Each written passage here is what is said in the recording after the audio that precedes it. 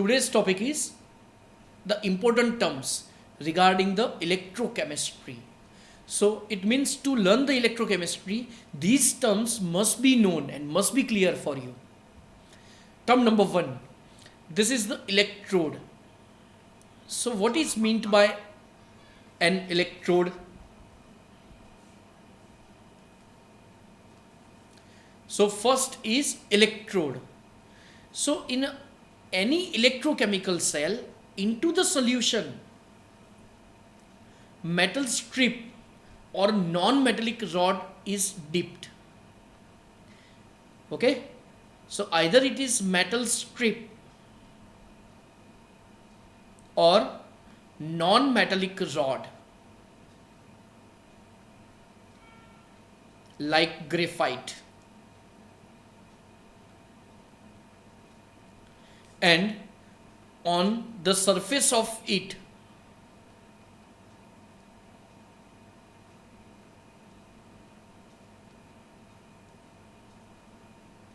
either oxidation or reduction reaction takes place.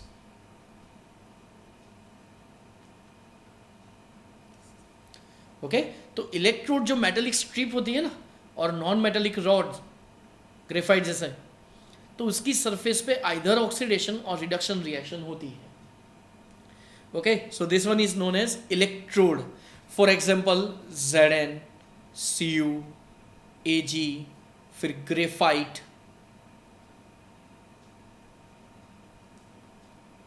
Okay, these are the electrodes. तो electrode word clear होगा. तो जब भी इलेक्ट्रोड वर्ड बोलूं तो समझ में आ जाना चाहिए इट्स जस्ट मेटल स्ट्रिप और non metallic rod. Number two is half cell. Half cell means when electrode and the solution in which it is dipped. So this construction is known as half cell. Means half cell is a combination of two components. Number one, electrode, and the second is electrolyte solution. Either it is in molten state or in aqueous medium. Okay, तो चलो अब याद करवाओ मुझे Daniell cell में कौन कौन से हाफ सेल्स थे.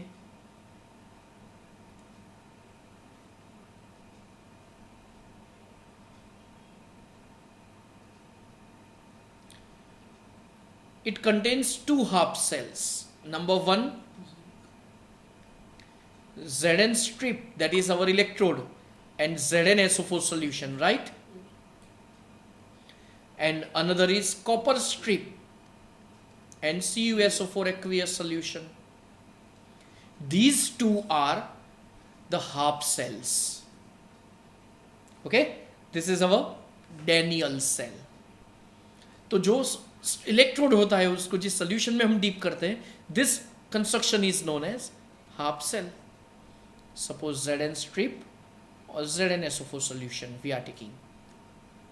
ओके, तो हाफ सेल वर्ड क्लियर होना चाहिए. Third is standard state.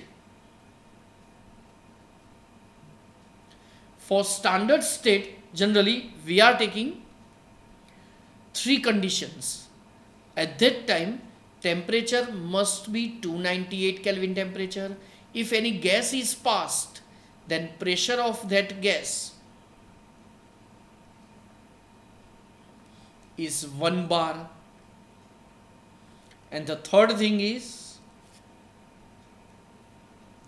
concentration of solution. It must be 1 molar. So this condition is known as standard state. Okay, so now the half cell which is in standard state is called standard half cell. तो जब भी मैं standard half cell word बोलूँ तो इसका मतलब आपको समझ में आ जाना चाहिए कि यहाँ पे टेम्परेचर 298 केल्विन है अगर गैस पास किया है उस हाफ सेल में तो उसका प्रेशर 1 बार है, और जो कंसंट्रेशन है सोल्यूशन जो हमने लिया है इलेक्ट्रोलाइट, तो उसका कंसंट्रेशन 1 मोलर है। तो जब भी मैं बोलूँ स्टैंडर्ड हाफ सेल, तो ये तीनों दिमाग में आ जाना चाहिए। Next, two standard half cells are connected to give, क्या मिलेगा आपको? Standard cell. तो अगर मुझे डेनियल सेल को स्टैंडर्ड बनाना है तो फिर हम क्या करेंगे? ZnSO4 और CuSO4 दोनों का कंसंट्रेशन कितना लेंगे भाई? 1 मोलर। गुड। टेम्परेचर कितना लेंगे? 298 केल्विन। गुड। ओके, यहाँ पे तो गैस पास किया नहीं तो फिर उसकी ज़रूरत नहीं है। तो हाफ सेल वर्ड क्लियर हो गया होगा। दो हाफ सेल जब कनेक्ट करते हैं तो आपको सेल मिलेगा। अगर दोनों हाफ सेल स्टैंडर्ड स्टेट में है और उनको आप कनेक्ट कर रहे हैं तो फिर आपको क्या मिलेगा? स्टैंडर्ड सेल मिलेगा। Okay, next one. Next and the most important term is cell potential.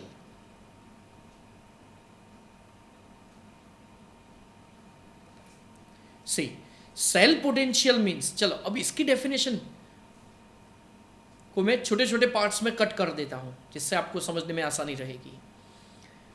When two half cells, two electrodes are connected,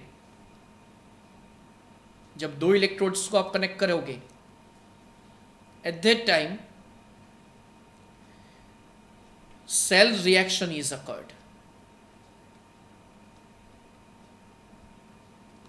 okay, उस टाइम पे सेल रिएक्शन होगी। अब होगा क्या? तो जब सेल रिएक्शन होती है तो दो इलेक्ट्रोड्स अगर उसको आपने कनेक्ट किया तो सेल रिएक्शन होगी। तो due to cell reaction an electrical pressure is generated. Electrical pressure is generated.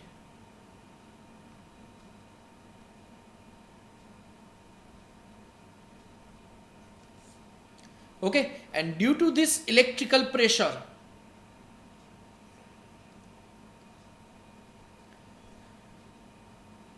flow of electron is obtained from, चलो flow of electron कहां से कहां मिलेगा? Anode to cathode. और कहां पे मिलेगा? In external circuit.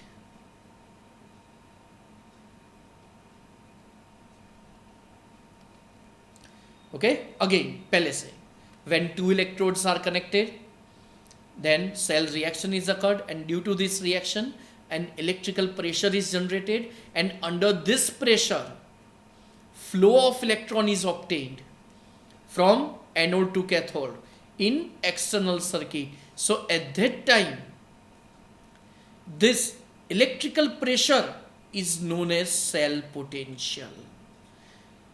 जो flow मिलता है that is the current, but this flow is obtained under a particular electrical pressure, and this pressure is generated when cell reaction is occurred. And cell reaction is when occurred? So when two electrodes are connected with each other. तो दोनों electrode को जब आप join करोगे तो cell reaction होगी, and due to this cell reaction electrical pressure is generated, and under this electrical pressure flow of electron is obtained, and this flow is obtained from anode to cathode in external circuit. So at that time this electrical pressure under which we are getting the flow of electron, it is known as cell potential. Cell potential का symbol है E cell. Okay, अगर मैं लिखूं standard cell potential तो उसका symbol क्या है पता है? ई सेल के माथे पे 0 लिखना है आपको. Okay, and it is termed E0 cell. It is called E0 cell. तो जब भी 0 कंडीशन लिखो that means it represents standard condition और स्टैंडर्ड स्टेट. अब स्टैंडर्ड स्टेट का मतलब चलो पहले से याद होना चाहिए, टेम्परेचर कितना, 298 kelvin. Okay, pressure of gas 1 bar, and the concentration of an electrolyte 1 molar. Very good. Okay, so this is known as the cell potential. अब cell potential का फॉर्मूला क्या है? So it is E0 cell. अब formula आपको याद रखना है, E0Z of cathode minus that of anode. अब E0Z क्या है? तो इसको हम बोलेंगे स्टैंडर्ड। स्टैंडर्ड क्यों? देखो माथे 0 लिखा है, तो standard reduction potential, and it means magnitude of tendency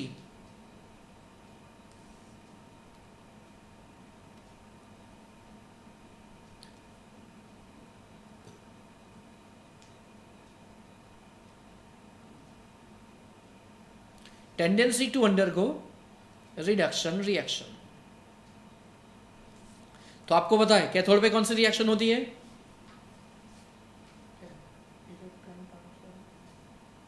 cathode पे रिएक्शन कौन सी होगी? Reduction reaction. और एनोड पे कौन सी रिएक्शन होगी? ऑक्सीडेशन। ओके, तो tendency to undergo reduction reaction जिसकी ज्यादा होगी उसमें से जिसकी कम है, दोनों का सब्सट्रैक्शन करो, then we are getting the E0 cell. Okay, चलो अब दूसरी टर्म है E0 ऑक्सी। इसका मतलब क्या है? Standard oxidation potential. और इसका एक्सप्लेनेशन क्या है? It is a tendency to undergo oxidation reaction. Okay, tendency to undergo oxidation reaction. Now next, now remember E0Z and E0 oxy both are always opposite to each other. अगर इसकी value positive है तो E0 oxy की value क्या होगी? Negative होगी। N लिखो ना लिखो कोई फर्क नहीं पड़ेगा। ओके, चलो मैं यहाँ पे सब जगह लिख देता हूँ। तो E0Z and E0 oxy both are opposite to each other. E0Z की वैल्यू अगर पॉजिटिव है तो E0 ऑक्सी की नेगेटिव होगी। E0Z की वैल्यू पॉजिटिव है तो नेगेटिव, नेगेटिव है तो पॉजिटिव। तो दोनों की वैल्यू सेम, जस्ट दोनों की साइन डिफर होगी, एक पॉजिटिव तो दूसरी नेगेटिव। ओके, तो चलो E0Z और ऑक्सी क्लियर होना चाहिए। अब देखो E0Z पे अगर हम वैल्यूज पुट डाउन कर दे, E0Z की जगह पे E0 ऑक्सी लिखना है तो फिर हम क्या लिखेंगे? E0 cell equals E0 minus E0 oxy of cathode minus then again minus E0 oxy of anode. चलो माइनस माइनस प्लस और पॉजिटिव टर्म हम पहले लिखते हैं, तो E0 oxy of anode minus E0 oxy of cathode. Okay, तो चलो एक ये फॉर्मूला, दोनों में से आपको कोई एक ही फॉर्मूला याद रखना है और जनरली हम याद रखेंगे ये रिडक्शन वाला। Okay, we will learn reduction. अब यही कंसिडर करेंगे, दूसरा करना है तो फिर भी हम कर सकते हैं, लेकिन फिर कंफ्यूज होंगे। याद एक ही रखो, लेकिन दोनों पता तो होना ही चाहिए एक बार कि क्या है ये। Okay, so this is the most important term, that is E0 cell equals E0Z of cathode minus that of anode. Okay, E0 reduction potential, that is our standard reduction potential, and second one is E0 oxy, that is standard oxidation potential. Both are opposite to each other. अगर reduction potential है तो cathode minus anode, oxidation potential है तो anode minus cathode. Okay, again फिर से मैं बोल रहा हूं, याद एक ही रखो। चलो हम ये वाला याद रखेंगे, E0 cell equals E0Z of cathode minus E0Z of anode.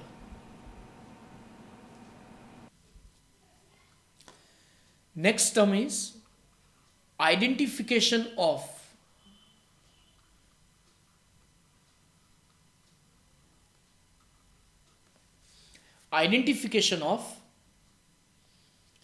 reduction and oxidation potential. How can we identify whether you are given the oxidation or reduction potential? And for that, suppose we are writing E0 Zn2 plus Zn. This value is minus 0.76 volt. So potential can be identified by this. First of all, write the oxidation number of the both of the terms. So what is the oxidation number of Zn2 plus? Zn in Zn2 plus? Plus 2. Good. And another side it is in elemental form then? Good. 0. So here oxidation number decreases from plus 2 to 0. So which reaction is this? Here oxidation number decreases then?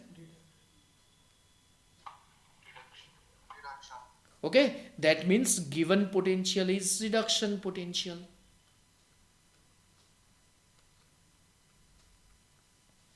Again, Zn2 plus is converted into Zn. Okay, it means, and its potential is minus 0.76 volt. Okay, so this potential is known as reduction potential. Now, I want to convert it into the oxidation potential. So, how can be possible? So, just invert the position of ion in element and invert the sign of value. देख लेते हैं. चलो oxidation number 0, oxidation number +2. Now this one is oxidation potential.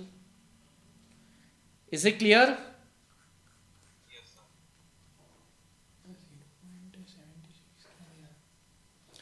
ये जो potential values है ना वो EMF series में दी गई है. ओके, तो ईएमएफ सीरीज में ये वैल्यूज आपको याद नहीं रखनी है. You will be given these values, but you have to just identify which potential is this. Next, another example is we are taking E0 Cl minus slash Cl2. It is minus 1.36 volt. Now tell me, what is the oxidation number of Cl minus? And what is the oxidation number of Cl in Cl2 molecule? 0. Good. So here oxidation number what? Increases. So oxidation number increases, though this reaction is known as? Oxidation potential. It means the given potential is oxidation potential. And now here also I want to invert it. तो चलो अब इसको invert करके बोलो. E0 Cl2 slash Cl minus And is equal to plus 1.36 volt. so now given potential is? Reduction. चलो अभी मैंने आपको समझाया फंडामेंटली. अगर आपको ये लर्न करना है कौन से बेस पे? शॉर्टकट बेस पे. तो चलो शॉर्टकट पे हम इसको कैसे लर्न करें? तो शॉर्टकट में जस्ट आपको यही याद रखना है. क्या? ध्यान से देखना. तो शॉर्टकट में ये जो डैश है ना, दैट इज अवर स्लैश. चलो इसको हम स्लैश ही बोलते हैं. If you are given positive ion before slash or negative ion after slash, then this will be below Reduction potential. Okay. अगर शॉर्टकट याद रखना है तो शॉर्टकट याद रखो. ऑक्सीडेशन नंबर मेथड से याद रखना हो तो ऑक्सीडेशन नंबर से मेथड से रखो. अब देखो कई कबार आपको दोनों आयंस देंगे. For example E0 MnO4 1 minus slash Mn2 plus, value मुझे पता नहीं है, ओके, x लिख देता हूं मैं, ओके। तो अब क्या करेंगे, तो अब तो कंपलसरी यहां पे ऑक्सीडेशन नंबर मेथड से ही जाना है, +7 +2, बोलो तो,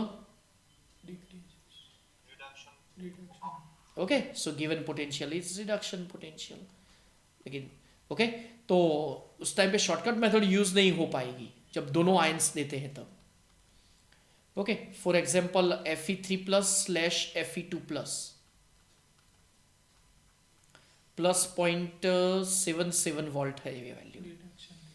अब बोलो कौन सा पोटेंशियल होगा ये,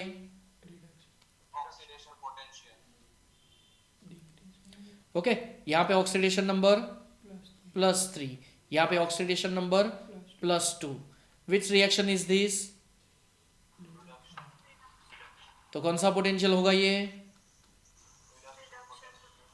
रिडक्शन पोटेंशियल, ओके। तो उस टाइम पे ये शॉर्टकट काम नहीं लगेगा। तो देखो यहां पे मैं डायरेक्टली लिख देता हूं vice versa,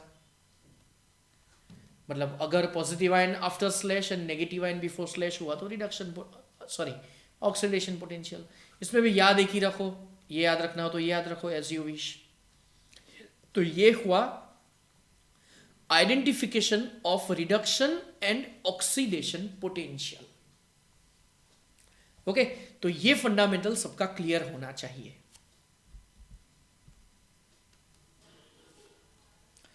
next and most important thing, the electrode which contains more reduction potential,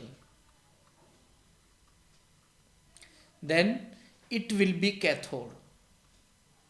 अब आपको ये याद रखना है कि जिसका रिडक्शन पोटेंशियल ज्यादा होगा वो ऑलवेज कैथोड बनेगा, और जिसका reduction potential less it will be anode. चलो अब याद कराओ, एनोड पे कौन सी रिएक्शन होती है, ऑक्सीडेशन। कैथोड पे कौन सी रिएक्शन होती है,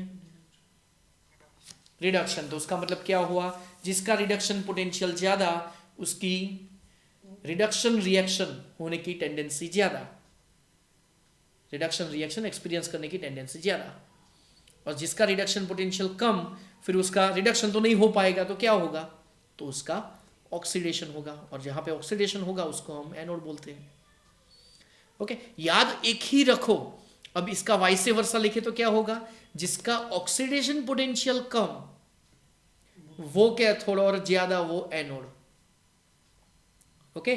लेकिन हमें क्या याद रखना है कि कोई भी पोटेंशियल आपको दिया हो, आपको रिडक्शन पोटेंशियल ही एक बार कंसीडर करो और फिर ये अप्लाई करो। याद एक ही चीज रखो, नहीं तो फिर कंफ्यूज हो जाएंगे कि किसमें क्या था।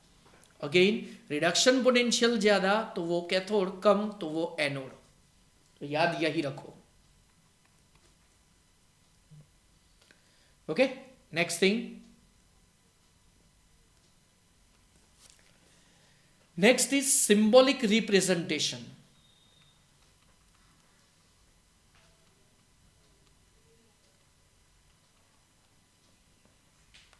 तो हमें सिंबॉलिक रिप्रेजेंटेशन करना है सेल का, तो उससे पहले हम कंसीडर करेंगे half cell, then complete cell. चलो हाफ सेल में हम क्या करेंगे, ध्यान रखो। तो हाफ सेल में हम Zn and ZnSO4 solution, okay. तो याद है ना, मैं डेनियल सेल में 2 हाफ सेल्स थे, Cu सॉलिड एंड CuSO4। तो बेसिकली हम लिखेंगे क्या, मेटल, देन मेटल आयन या तो फिर एक्टिव आयन, ओके, और इनटू ब्रैकेट यहां पे कंसंट्रेशन। चलो वो स्टैंडर्ड स्टेट थी तो यहां पे 1 मोलर कंसंट्रेशन हम लेंगे, okay. So this is the representation of half cell, okay. तो उसमें हम मेटल लिखेंगे, फिर स्लैश करेंगे, फिर मेटल आयन लिखेंगे और ब्रैकेट में नीचे कंसंट्रेशन लिखेंगे। So this is the format of the representation of the symbolic representation of the half cell. चलो अब बारी आती है कंप्लीट सेल की।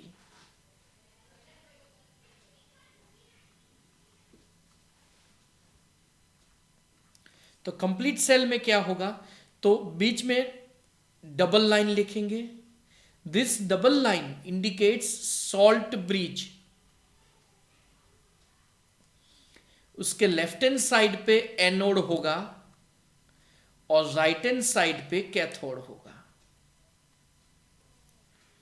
Isn't it? Left hand side पे एनोड और राइट हैंड साइड पे कैथोड. और double line indicates the sign of salt bridge. Salt bridge की दोनों साइड पे ऑलवेज आयंस ही चाहिए यहां पे. ओके तो अगर मुझे सिंबॉलिक रिप्रेजेंटेशन करना है डैनियल सेल का, तो चलो double line indicates salt bridge. तो लेफ्ट हैंड साइड में क्या लिखूं, Zn2+ भी लिख सकते हैं, ZnSO4 भी लिख सकते हैं, इनटू ब्रैकेट 1 मोलर कंसंट्रेशन. तो लेफ्ट हैंड साइड पे ऑलवेज हम एनोड इंडिकेट करेंगे, राइट हैंड साइड पे हम कैथोड इंडिकेट करेंगे. ओके तो कैथोड पे हम देखो सॉल्ट ब्रिज की दोनों साइड पे यहां पे आयंस ही चाहिए, मैंने एरोस किए हैं. तो यहां पे मुझे क्या लिखना है, Cu2+. ये सॉल्ट ब्रिज की दोनों साइड्स पे हमें ऑलवेज आयंस ही लिखने हैं, isn't it? तो 1 मोलर एंड Cu सॉलिड. तो ये हुआ डैनियल सेल का cell representation. Again double line indicates salt bridge, left hand side पे एनोड, राइट हैंड साइड पे कैथोड. ओके और सिंबॉलिक रिप्रेजेंटेशन, चलो इतना तो क्लियर. ओके तो ये हुआ अपना सिंबॉलिक रिप्रेजेंटेशन. अब मोस्ट इंपॉर्टेंट एक थियरी ले रहे हैं जिसका नाम है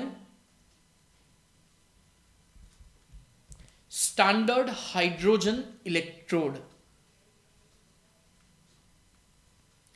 स्टैंडर्ड हाइड्रोजन इलेक्ट्रोड.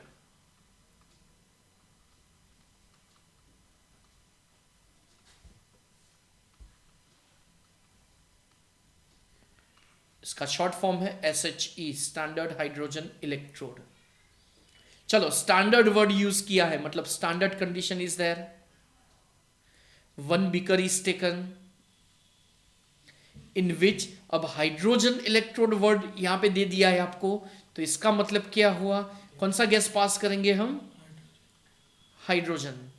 सॉल्यूशन किसका लेंगे, तो देखो हमने पहले से ऐसे ही किया है, Zn strip then ZnSO4, Cu strip CuSO4, Fe strip then we have to take FeSO4 या FeCl3 या FeNO3 twice. बट जो मेटल होगा उसी के पॉजिटिव आयन का हम सोल्यूशन लेते हैं. सिमिलरली यहाँ पे हाइड्रोजन गैस इज पास्ड, तो यहाँ पे हम लेंगे 1 molar H+ means acid. Okay next thing, यहाँ पे एक इक्विपमेंट यहाँ पे फिक्स करते हैं. It's a hollow tube.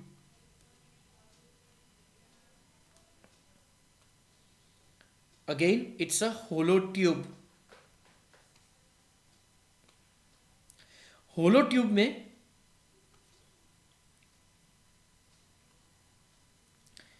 यहां पे थोड़ा पार्ट लिखते हैं जिससे हम कोई गैस पास कर सके.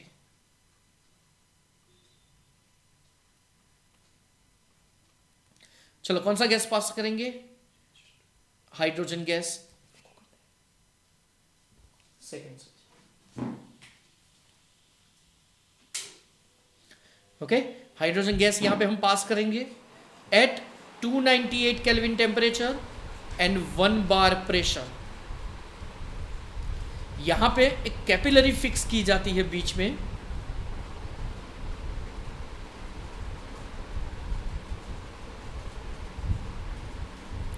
जिसमें मर्क्यूरी गैस पास किया जाता. मर्क्यूरी लिक्विड फॉर्म में, गैस नहीं, मर्क्यूरी लिक्विड फॉर्म में इसमें फिलअप की जाती है. Mercury is a highly electron conductor. Okay यहां पे mercury and this is half cell. चलो हाफ सेल तो पता चल गया होगा. ओके नेक्स्ट थिंग, अब नीचे यहाँ पे प्लेटिनम ब्लैक का कोट किया हुआ प्लेटिनम की प्लेट यहाँ पे हम फिक्स करते हैं. सो दिस इज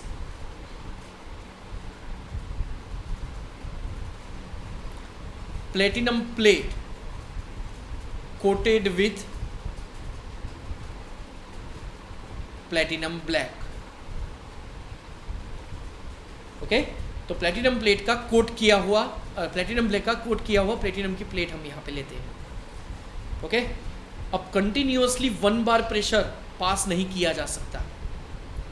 तो मतलब वैल्यू चेंज होती है तो फिर वोल्टेज भी चेंज होता है. इसका वोल्टेज 0 माना गया है. SHE का voltage 0, it is near about 0, so it is considered as 0. और उसके रेफरेंस में हम डिफरेंट फाइंड आउट करते हैं. तो इसका अनदर नेम है रेफरेंस इलेक्ट्रोड. चलो वो नेक्स्ट लेक्चर में पता चलेगा क्यों इसे रेफरेंस इलेक्ट्रोड कहते हैं. अभी इंस्ट्रूमेंट का चलो कंस्ट्रक्शन तो समझ में आ गया होगा. Hydrogen gas is passed at this pressure, concentration 1 molar, उसका H+ का सोल्यूशन. ओके, और अब यहाँ पे अगर ये तो हाफ सेल है तो either it acts as an anode. तो एनोड पे कौन सी रिएक्शन होगी? Half H2 gas gives H++ electron.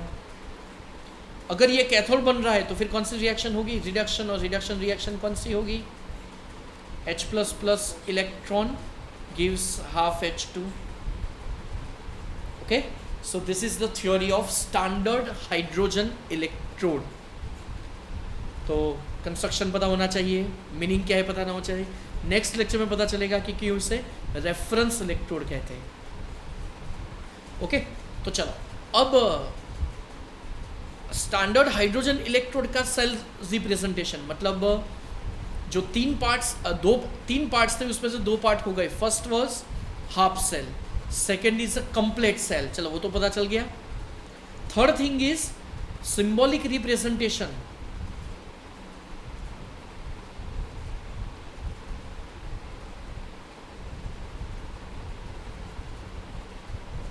Of gas electrode. चलो अब ये क्या होगा तो ध्यान से देखो. Symbolic representation of the gas electrode. तो ध्यान से देखो. तो सिंबॉलिक रिप्रेजेंटेशन में पहले हम लिखेंगे platinum, because platinum is used. फिर हम लिखेंगे symbol of passed gas into bracket pressure, at what pressure it is passed. कई कबार डिफरेंट प्रेशर भी होता है, तो यहाँ पे जनरल फॉर्मेट लिख रहा हूँ. और यहाँ पे हम लिखेंगे सिंबल ऑफ, अब ध्यान से देखना, सिंबल ऑफ एक्टिव आयन और इनटू ब्रैकेट कंसंट्रेशन. अब एक्टिव आयन क्या है ध्यान से देखना. यहाँ पे तो हमने लिख दिया 1 मोलर H+. भाई ये H+ कहाँ से मिलेगा? तो at that time we have to take either HCl और H2SO4 और HNO3. At that time we are getting H+, right. तो अगर मैं स्टैंडर्ड हाइड्रोजन इलेक्ट्रोड का सेल रिप्रेजेंटेशन कर रहा हूँ तो फिर PT, फिर H2 gas into bracket 1 bar, S मतलब स्टैंडर्ड, समझ में आ गया होगा, और H+ इंटू ब्रैकेट 1 मोलर. तो समझ में आया. तो SHE का सिंबॉलिक रिप्रेजेंटेशन ये होगा प्लेटिनम, बिकॉज ये प्लेटिनम प्लेट इज यूज्ड. कौन सा गैस पास किया है हमने? हाइड्रोजन. कौन से प्रेशर पे? 1 बार. कौन से सोल्यूशन थ्रू पास किया है? H+, तो उसका एक्टिव आयन H+ होगा. सपोज हमने HCl लिया है. अब ध्यान से देखना, यहां पे मैं लिख रहा हूं स्टैंडर्ड क्लोरीन इलेक्ट्रोड. अब सोल्यूशन मैंने HCl लिया है, तो इसका मतलब क्या होगा? प्लेटिनम तो आएगा ही, फिर कौन सा गैस लिखूं? H2 क्लोरीन लिखा ही है हमने, स्टैंडर्ड क्लोरीन इलेक्ट्रोड। प्रेशर, चलो स्टैंडर्ड लिख दिया है तो मतलब प्रेशर कितना होगा। फिर अब सोल्यूशन हमने लिया था HCl, HCl contains 2 ions H plus and Cl minus, तो यहाँ पे हम H प्लस नहीं लिख सकते क्योंकि कौन सा गैस पास किया है Cl2, और Cl2 में से हमें कौन सा आयन मिलेगा? Cl minus. ओके, तो ये होगा 1 मोलर।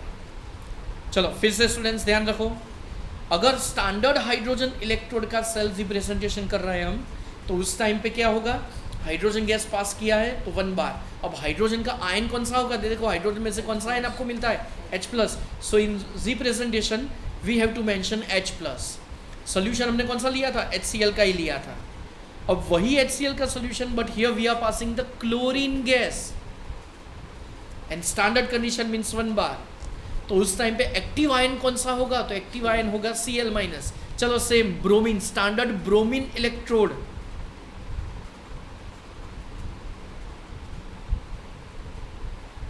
चलो क्या लिखूं मैं यहां पे बोलो?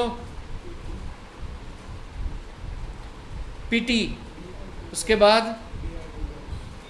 Br2, नीचे 1 बार, फिर और इनटू ब्रैकेट 1 मोलर। ओके, तो ये हुआ स्टैंडर्ड कंडीशन और उसका सेल रिप्रेजेंटेशन। इन बिटवीन अपनी थियोरी भी आ गई, स्टैंडर्ड हाइड्रोजन इलेक्ट्रोड। ये एक हाफ सेल है, it is used as a reference electrode. तो चलो ये हम समझाएंगे नेक्स्ट लेक्चर में। ओके स्टूडेंट्स, तो चलो फिर फाइनली आज का लेक्चर कंप्लीट। अच्छी तरह से ये लेक्चर लर्न करो। ओके, मिलते हैं नेक्स्ट लेक्चर में।